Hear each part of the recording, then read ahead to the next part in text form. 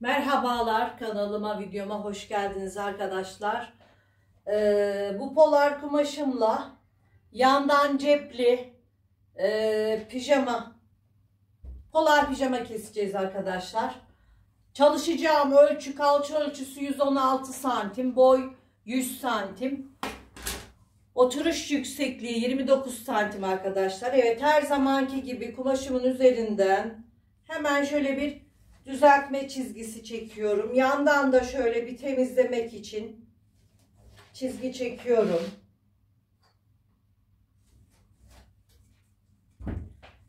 Şimdi hemen pijamamızın boyunu ölçüyoruz arkadaşlar. Pijamamın boyu 98 santim. 2 santimde kıvırma payı veriyorum, 100 santim.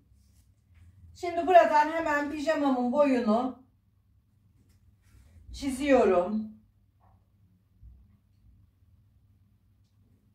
Bakın. Şöyle hemen pijamamızın boyunu çiziyoruz. Şimdi üst tarafa geçiyoruz arkadaşlar. Evet, oturuş yüksekliğim olan 29 santimi hemen çiziyorum. Hemen diz boyumu, diz ölçüsünü ayarlıyoruz arkadaşlar. Pijamamızın boyu 98 bölü 2 yapıyoruz. 49'a hemen 6 santim ekliyoruz. 55 santimden diz hattını işaretliyorum. İşaretlediğim yerleri düz bir şekilde uzatıyoruz. 116 bölü 4 yapıyoruz arkadaşlar. 29 geliyor. Hemen buraya ön basenimi 29'u işaretliyorum. Lastikli olacağı için yukarıdan da 29'u işaretliyoruz. Ve burayı kapatıyoruz.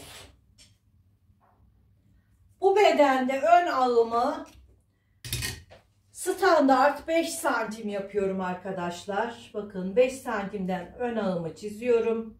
Buradan da 5 santimimi çiziyorum. Pratik bir şekilde ön ağımızı oluşturuyoruz.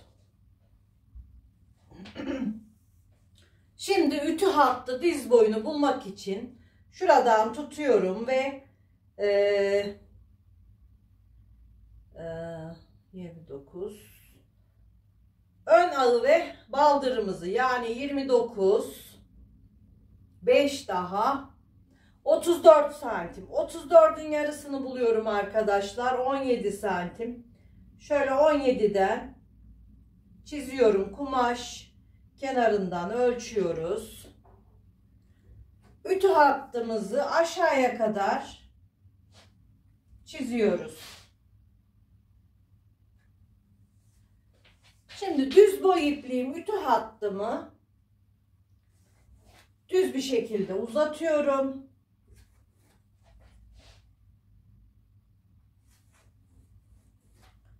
Evet arkadaşlar.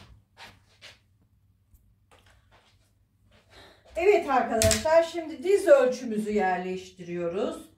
Diz ölçüm benim şöyle 14 santim. 14'te buradan işaretliyorum. Paça ölçüm ise 11 santim.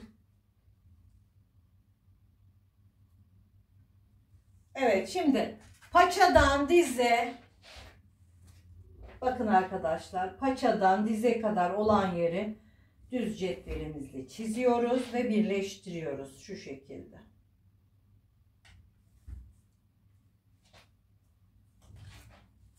Şimdi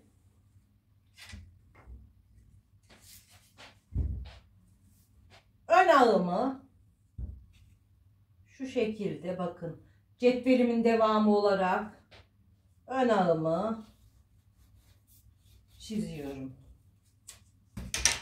Şimdi ön bacak çıktı arkadaşlar. Ön belden şu şekilde 2 santim düşme yapıyorum. Burayı çiziyorum. Fakat bunu arka bedenimizi çizdikten sonra keseceğiz. Şuraya da cep yapacağım arkadaşlar. Şöyle bakın yandan. Ha, burayı yapmadık. Şurayı yapalım.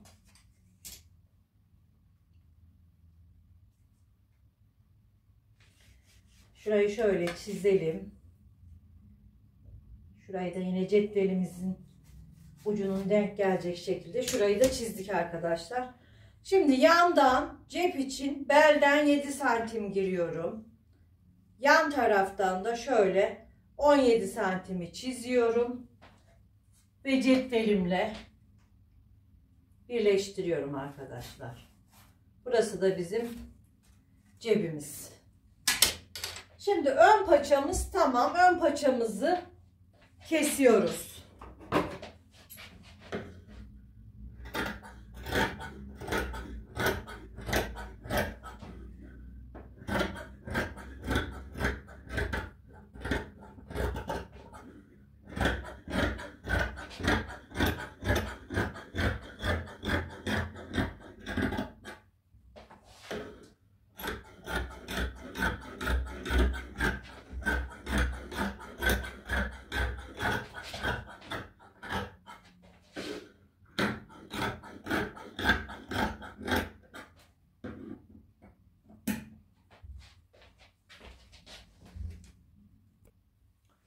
Evet arkadaşlar, ön paçamızın düz boyuna dikkat ederek yerleştirdik kumaşımıza. Bakın buradan ölçüyorum 23, 23, 23, 23 arkadaşlar. Şimdi ön paçamızı yerleştirdik.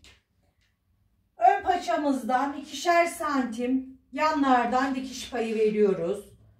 Yandan komple 2 santim dikiş payı vererek işaretliyorum. Ön taraftansa dize kadar 2 santim veriyoruz. Evet arkadaşlar, şimdi 2 santim verdiğimiz yerleri cetvelle çizdiğim yerleri cetvelle çiziyorum. Paçamızı çiziyoruz. Yan tarafı yine cetvelle çizdiğim yerleri cetvelle çiziyorum. Rigayla çizdiğim yerleri rigayla çiziyoruz.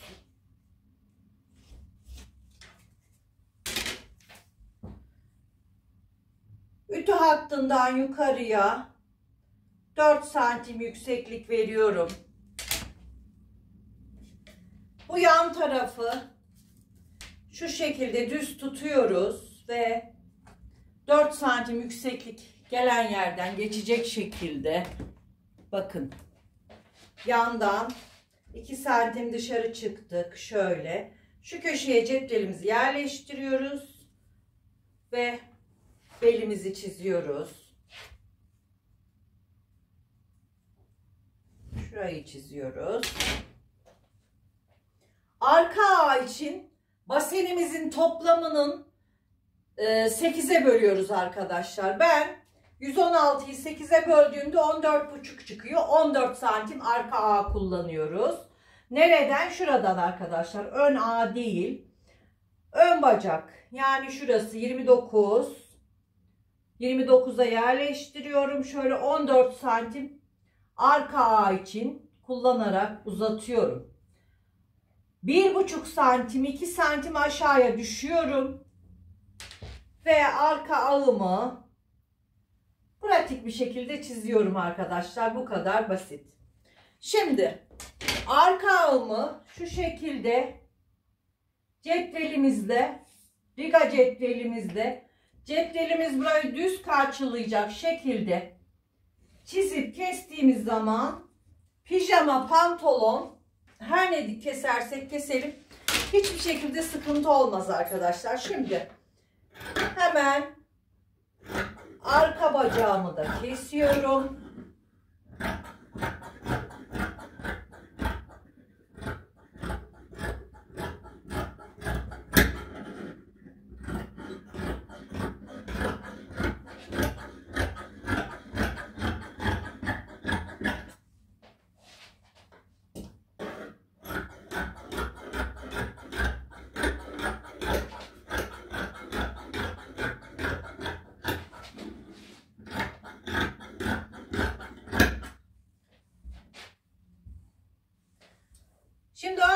bende 2 santim ön düşüklüğümüz vardı. Kesmemiştik. Onu da kesiyorum arkadaşlar.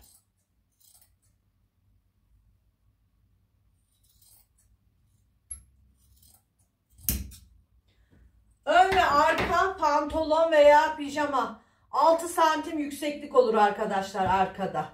Bu şekilde. Evet, şimdi cebimizi keseceğiz. Şöyle ön bedenimi alıyorum.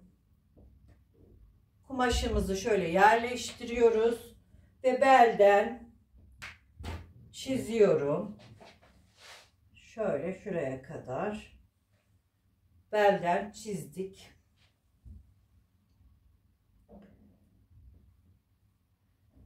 Evet. Çok basit bir cep yapacağız arkadaşlar. Çok kolay, basit bir cep. Cep torbasını 2 adet olarak kestik. Ön bedenimizin buraya arkadaşlar şuradan 1 santim dikiş payı vererek kesiyorum. Basit bir cep yapacağız. Bunu da buraya bu şekilde reçmede takacağız arkadaşlar. Evet, şimdi dikime geçiyoruz. Evet arkadaşlar, ön bacaklarımızda cep kapaklarını katlıyoruz bu şekilde.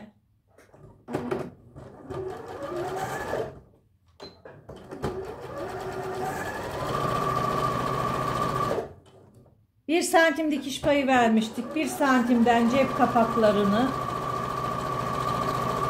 kapladık. Bakın, gördüğünüz gibi cep kapağımızı kapattık. Şimdi hemen cebimi alıyorum. Şöyle. Bunu da alıyoruz arkadaşlar.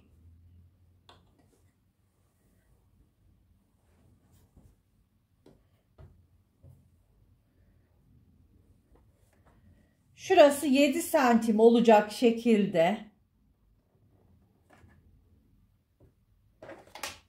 şöyle tutturuyorum.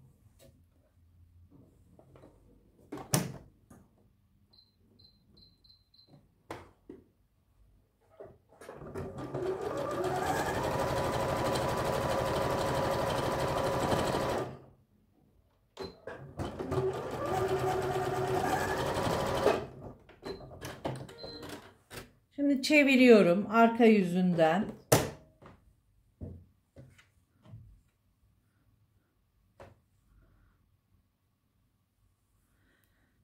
Cep torbamızı ön bacağımıza dikiyoruz.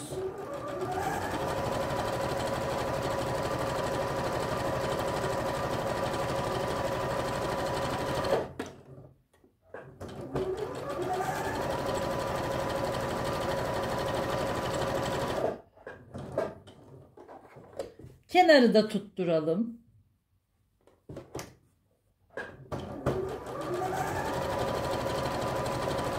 Eşofmanlarda, pijamalarda en basit cep dikme şekli budur arkadaşlar.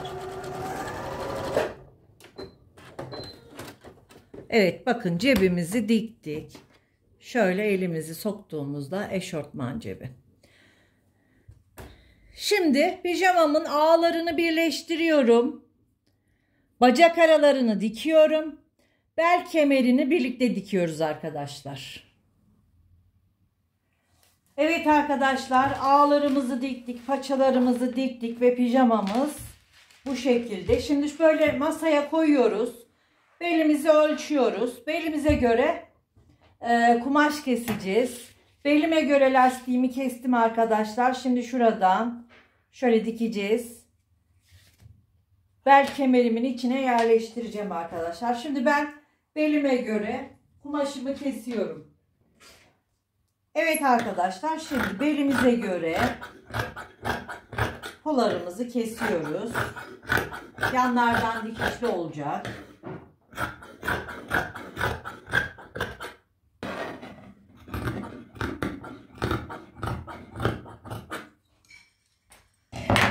Şimdi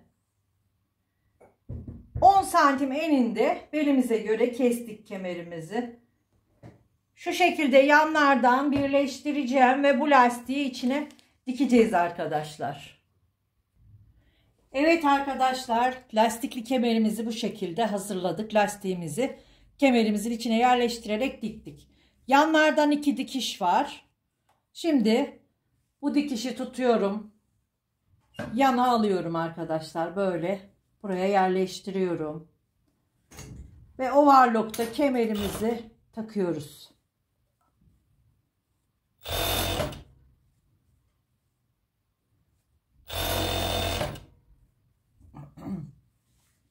Diğer dikişi yan dikişe getiriyoruz.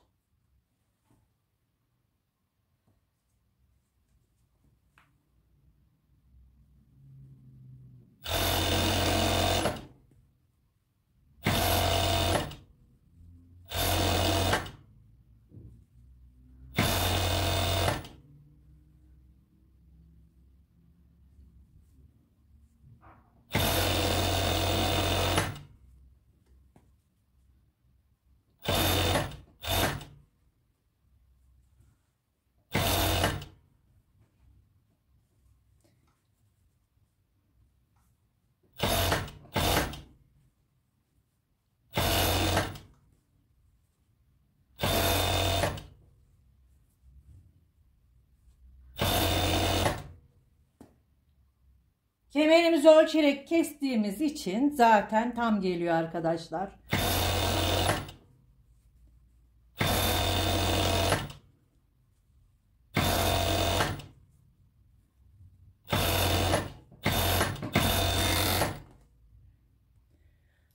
Evet arkadaşlar, polar pijamamız bitmiştir. Gördüğünüz gibi. Bir önceki videomda diktiğim polar üstüme alt olarak diktim bunu arkadaşlar. Siz de bu şekilde kesip dikip giyebilirsiniz ölçünüze göre. Bakın yanlardan cepleri. Çok şık oldu. Beğeni ve yorumları unutmayalım arkadaşlar. Hoşça kalın. Sağlıkla kalın.